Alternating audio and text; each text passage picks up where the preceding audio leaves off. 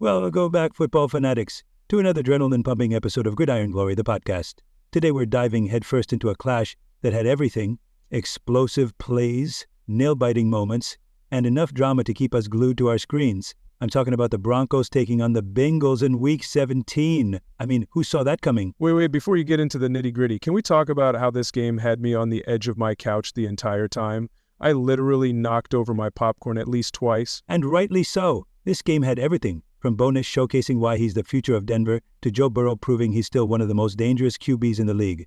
But let's start at the beginning, shall we? Denver won the coin toss, elected to receive, and boom! Tremon Smith and Mims decided they'd play it safe, taking a knee for a touchback. A calculated move that set the tone for a methodical opening drive. Yeah, and can we just pause for a moment to talk about Jamar Chase and Pat Certain? The last time these two squared off, it was like watching gladiators in the arena. Certain shut Chase down in 2021, holding him to just 3 yards. That's like trying to hold water in your hands. Did you catch their pregame trash talk? Oh, absolutely. Certain called Chase the best receiver in the game, and Joe Burrow doubled down saying let the best man win. It's like they knew they were giving us a matchup for the ages. And right off the bat, Bo Nix showed poise. A 12-yard run by McLaughlin, followed by a solid pass to Mims. The Broncos were marching like a band at halftime. Until they hit the red zone. I mean, the Bengals defense tightened up like, you know when your boss suddenly asks for updates on that project you forgot about? Denver had to settle for a field goal. I could almost feel the disappointment from Sean Payton on the sidelines. Right? But let's give credit where it's due.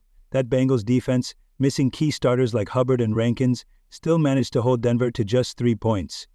Hendrickson was a beast out there, leading the league in sacks. You could see Bo Nix was smart to play it safe in the red zone. Speaking of safe, Joe Burrow, who's been playing at an MVP level this season, decided it was time to show why he's considered one of the league's elite. That opening drive was like watching a masterclass. Fake handoffs, quick passes to Gassick, and that first down scramble to Chase. Are you kidding me? Classic Burrow-Chase connection. It's like watching two old friends finish each other's sentences.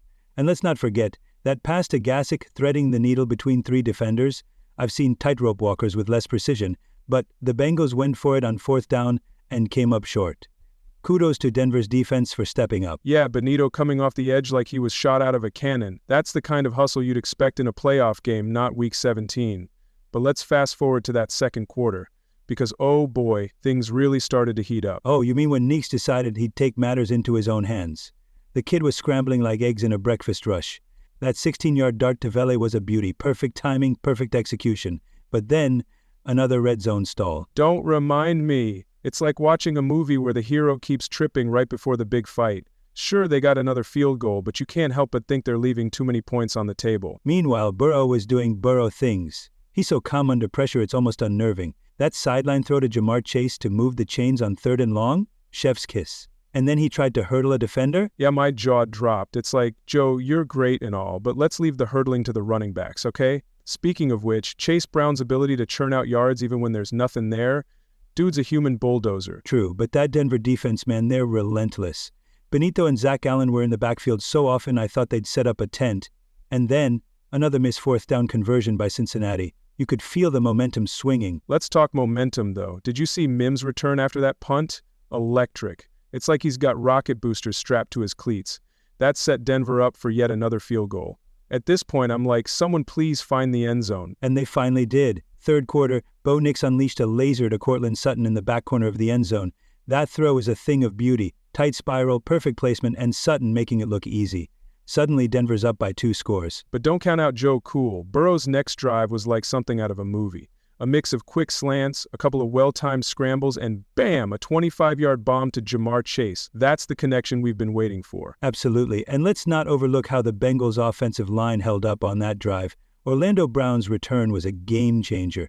With the Broncos' pass rush neutralized, Burrow had time to dissect the defense. That touchdown made it a 1-score game, and suddenly it was anybody's ball game. I loved the back and forth. It felt like watching 2 heavyweight boxers trade blows. Denver's running game with McLaughlin and Estime rotating was grinding down the clock. And then that crucial fumble recovery by Denver. Man, talk about a momentum killer for Cincinnati. That was the turning point. After that, Denver managed to bleed the clock with a series of short runs and smart plays, and that final drive where Nix iced the game with a gutsy 3rd down conversion. Chef's kiss. Final thoughts? The Broncos showed resilience, balancing their offense and leaning on a stellar defense. They're not in the playoffs, but they're playing like they want to spoil someone else's chances. The Bengals? A lot of heart, but they'll need to regroup if they want to make a postseason run. Speaking of regrouping, let's hit the stat sheet, because these numbers paint quite the picture. Oh, absolutely. Let's start with the Broncos. Bo Nix had a solid day, 17 completions on 25 attempts for 235 yards and a touchdown. Jaleel McLaughlin led the ground game with 12 carries for 76 yards, while Cortland Sutton snagged 6 catches for 84 yards and that gorgeous touchdown. And let's not forget Benito, who racked up 2 sacks and 7 tackles. And on the Bengals side, Joe Burrow, what a performance. He threw for 295 yards and a touchdown, completing 21 of 32 passes. Chase Brown was grinding with 15 carries for 67 yards, and Jamar Chase, 8 receptions for 120 yards and a touchdown. Trey Hendrickson also made his presence known with a sack and 6 tackles. Team-wise, the Broncos had 375 total yards, dominated the time of possession with 32 minutes and 45 seconds, and converted 7 of 14 third downs. Crucially, 0 turnovers. Meanwhile, the Bengals had 360 total yards, held the ball for just over 27 minutes, converted 5 of 13 third downs, but that one turnover really hurt them. The stats tell the story. Denver's efficiency and ball control edged out Cincinnati's explosive plays. Folks, if you're a fan of football chess matches, this game was a masterpiece. Couldn't have said it better myself. Folks, if this game is a taste of what's to come in the playoffs, buckle up. We're in for a wild ride.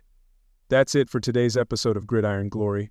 Don't forget to subscribe, and we'll see you next time with more jaw-dropping football action. Until then, keep the spirit of the game alive. Catch you later, football fans.